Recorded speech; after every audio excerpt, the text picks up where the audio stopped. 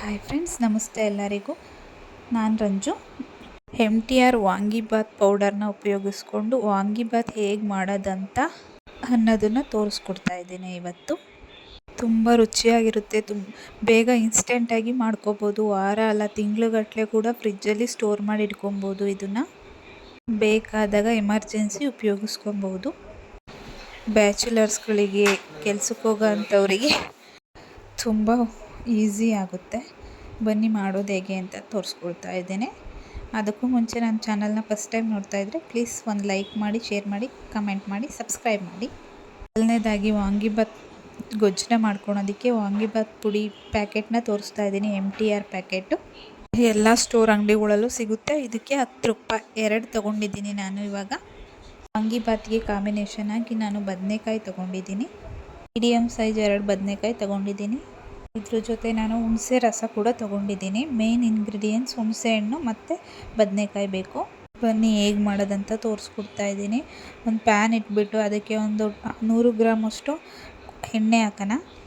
ಎಣ್ಣೆ ಕಾದ ನಂತರ ಒಂದು ಸ್ವಲ್ಪ ಸಾಸಿವೆ, ಕಡಲೆಬೀಜ ಫ್ರೈ ಆದ ನಂತರ ಕಡಲೆಬೇಳೆ, ಅದ್ರ ಜೊತೆನೇ ಸ್ವಲ್ಪ ಉದ್ದಿನಬೇಳೆ ಕೂಡ ಹಾಕ್ತಾ ಇದ್ದೇನೆ.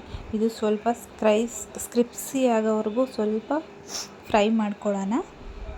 ಚೆನ್ನಾಗಿ ಫ್ರೈ ಆದ ನಂತರ ಇದಕ್ಕೆ ಈರುಳ್ಳಿನ ಒಂದು ಮೀಡಿಯಮ್ ಸೈಜ್ ಈರುಳ್ಳಿ ಕಟ್ ಮಾಡಿ ಇಟ್ಕೊಂಡಿದ್ದೀನಿ, ಅದನ್ನು ಕೂಡ ಸೇರಿಸ್ತಾ ಇದ್ದೇನೆ. ನೆಕ್ಸ್ಟ್ ಇದಕ್ಕೆ ಸ್ವಲ್ಪ ಕರಿಬೇವು ಕೂಡ ಆ್ಯಡ್ ಮಾಡಿದ್ದೀನಿ. ಕರಿಬೇವು ಸ್ವಲ್ಪ ಸ್ಕಿಪ್ ಆಗಿದೆ, ನೀವು ಆ್ಯಡ್ ಮಾಡ್ಕೊಳ್ಳಿ. ಈರುಳ್ಳಿ ಜೊತೆ ಕರಿಬೇವು ಆ್ಯಡ್ ಮಾಡ್ಕೊಳ್ಳಿ. ಫ್ರೈ ಆದ ನಂತರ ಹಿಂದೆಯೇ ಇದಕ್ಕೆ ಹೆಚ್ಚಿಟ್ಕೊಂಡಿರುವಂತಹ ಬದನೆಕಾಯಿ ಕೂಡ ಸೇರಿಸೋಣ. ಸೇರಿಸಿ ಚೆನ್ನಾಗಿ ಫ್ರೈ ಮಾಡ್ಕೊಬೇಕು. ಬದನೆಕಾಯಿನ ಈ ರೀತಿ ಎಣ್ಣೆಯಲ್ಲಿ ಚೆನ್ನಾಗಿ ಫ್ರೈ ಮಾಡ್ಕೊಳ್ಬೇಕು. ಯಾವುದೇ ರೀತಿ ನೀರು ಹಾಕಿ ಚೆನ್ನಾಗಿ ಬೇಯಿಸ್ಕೊಳ್ಳೋಂಗಿಲ್ಲ. ಅಲ್ಲಿ ಹಾಕಿರುವಂತಹ ಎಣ್ಣೆಯಲ್ಲೇ ಬದನೆಕಾಯಿ ಬೇಯಬೇಕು. ಕೆಲವರಿಗೆ ಬದನೆಕಾಯಿ ಅಂದರೆ ಇಷ್ಟ ಆಗಿರಲ್ಲ, ಕೆಲವರು ಬದನೆಕಾಯಿನೇ ತಿನ್ನಲ್ಲ. ಅಂಥವರು ಬದನೆಕಾಯಿನ ಸ್ಕಿಪ್ ಮಾಡ್ಕೊಬೋದು. ಸ್ಕಿಪ್ ಮಾಡಿ ಕೂಡ ವಾಂಗಿಬಾತ್ ಗೊಜ್ಜನ್ನ ಮಾಡ್ಕೊಬೋದು. ನನ್ನ ವಾಯ್ಸ್ ಇವತ್ತು ಸ್ವಲ್ಪ ಡಲ್ಲಾಗಿದೆ, ಕೋಲ್ಡ್ ಆಗಿಬಿಟ್ಟಿದೆ. ಸ್ವಲ್ಪ ಅಡ್ಜಸ್ಟ್ ಮಾಡ್ಕೊಳ್ಳಿ ಪ್ಲೀಸ್. ನೆಕ್ಸ್ಟ್ ಇದಕ್ಕೆ ಸ್ವಲ್ಪ ಫ್ರೈ ಆದ ನಂತರ ಒಂದು ಟೊಮೊಟೊನ ಹೆಚ್ಚಿಟ್ಕೊಂಡಿರುವಂತಹ ಟೊಮೊಟೊ ಚಿಕ್ಕದಾಗಿ ಹೆಚ್ಚಿಟ್ಕೊಂಡಿರೋದು ಇದ್ರ ಜೊತೆನೇ ಸೇರಿಸೋಣ. ಟೊಮೊಟೊ ಕೂಡ ಇದನ್ನು ಕೂಡ ಬದನೆಕಾಯಿ ಜೊತೆನೇ ಫ್ರೈ ಮಾಡ್ಕೊಳ್ಳೋಣ. ಬದನೆಕಾಯಿ ಫ್ರೈ ಆಗುತ್ತೆ, ಟೊಮೊಟೊನೂ ಕೂಡ ಚೆನ್ನಾಗಿ ಫ್ರೈ ಆಗುತ್ತೆ. ಇವಾಗ ನೋಡಿ, ಬದನೆಕಾಯಿ ಟೊಮೊಟೊ ಎರಡೂ ಕೂಡ ಹದವಾಗಿ ಫ್ರೈ ಆಗಿದೆ. ಇವಾಗ ನಾವು 1 ಟೇಬಲ್ ಸ್ಪೂನಷ್ಟು ಚಿಲ್ಲಿ ಪೌಡರ್, ಖಾರದ ಪೌಡರ್ನ ಸೇರಿಸೋಣ. ನೆಕ್ಸ್ಟ್ ಇದ್ರ ಜೊತೆಗೇ ಎಲ್ಲ ಫುಲ್ಲು ಅದು ಹಸಿ ವಾಸನೆ ಹೋಗೋ ಗಂಟ ಸ್ವಲ್ಪ ರೋಸ್ಟ್ ಮಾಡಿಕೊಂಡು ನೆಕ್ಸ್ಟ್ ಇದ್ರ ಜೊತೆ ರೆಡಿ ಮಾಡಿ ಇಟ್ಕೊಂಡಿರುವಂತಹ ಹುಣಸೆ ರಸ, ಕಿವುಚಿ ರೆಡಿ ಮಾಡಿ ಇಟ್ಕೊಂಡಿರುವಂತಹ ಹುಣಸೆ ರಸ ಕೂಡ ಸೇರಿಸೋಣ.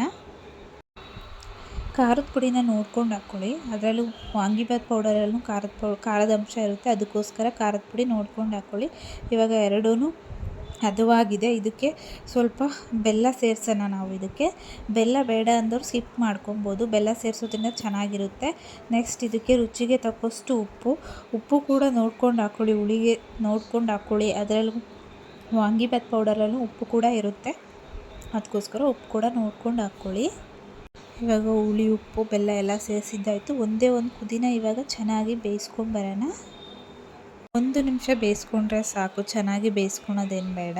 ಹುಳಿನಲ್ಲಿ ಹಸಿ ಅಂಶ ಇರುತ್ತಲ್ವ, ಅದಕ್ಕೋಸ್ಕರ ಅಷ್ಟೇ 1 ನಿಮಿಷ ಚೆನ್ನಾಗಿ ಬೇಯಿಸ್ಕೊಂಬರೋಣ ಅಷ್ಟೆ. ಹುಳಿಯಲ್ಲಿ ನೀರಿನ ಅಂಶ ಇರುತ್ತಲ್ಲ, ಅದಕ್ಕೋಸ್ಕರ ಅಷ್ಟೇ. ಅದು ಒಂದು ಸ್ವಲ್ಪ ಡ್ರೈ ಆಗಲಿ ಅನ್ನೋಗೋಸ್ಕರ 1 ನಿಮಿಷ ಕುದಿಸ್ಕೊಂಬರ್ಬೇಕಷ್ಟೆ. ನೆಕ್ಸ್ಟ್ ಇವಾಗ ನಾನು ವಾಂಗಿಬಾತ್ ಪೌಡರ್ನ ಹಾಕ್ತಾಯಿದ್ದೇನೆ. 2 ವಾಂಗಿಬಾತ್ ಪೌಡರ್ನ ಹಾಕ್ತಾಯಿದ್ದೇನೆ. MTR ವಾಂಗಿಬಾತ್ ಪುಡಿನ ಹಾಕ್ತಾಯಿದ್ದೇನೆ. ಇವಾಗ 2 ಪ್ಯಾಕೆಟ್ನ ಹಾಕಿ ಕಡಿಮೆ ಉರಿನಲ್ಲಿ 1 ನಿಮಿಷ ನಾವು ಇದನ್ನು ಬೇಯಿಸ್ಕೊಂಬರೋಣ. ಸೂಪರಾಗಿ ವಾಂಗಿಬಾತ್ ಗೊಜ್ಜು ರೆಡಿಯಾಗುತ್ತೆ.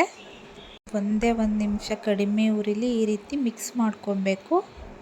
ದೊಡ್ಡ ಉರಿ ಇಟ್ಕೊಂಡು ಬೇಯಿಸ್ಕೊಳ್ಳೋಕೆ ಹೋಗಬೇಡಿ, ತಳ ಹತ್ಬಿಡುತ್ತೆ.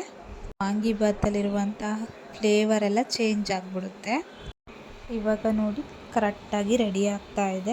ಎಣ್ಣೆ ಅಂಶ ಕೂಡ ಸೈಡಲ್ಲೆಲ್ಲ ಬಿಡ್ತಾ ಇದೆ. ಫುಲ್ಲೆಲ್ಲ ರೆಡಿ ಆಗ್ತಾ ಇದೆ. ಸ್ಮೆಲ್ ಕೂಡ ಚೆನ್ನಾಗಿ ಬರ್ತಾ ಇದೆ. ನೀವು ಒಂದ್ಸಲ ಈ ಥರ ಟ್ರೈ ಮಾಡಿ, ತುಂಬ ಇಷ್ಟಪಡ್ತೀರ. ಫೇವ್ರೆಟ್ ಆಗಿಬಿಡುತ್ತೆ ನಿಮಗೆ ವಾಂಗಿಬಾತು.